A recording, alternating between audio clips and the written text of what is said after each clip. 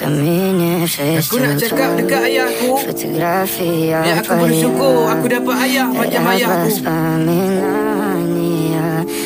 Ayah aku tak pernah tunjuk yang dia sedih. Ayah aku tak pernah tunjuk yang dia tu tengah sakit. Ayah aku tak pernah tunjuk yang dia tengah nangis. Dan ayah aku tak pernah tunjuk pun yang dia selalu terduduk. Tapi aku nak cakap dekat ayah aku,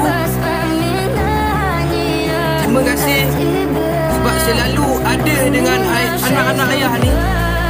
Tapi bila anak-anak ayah sentiasa memerlukan ayah.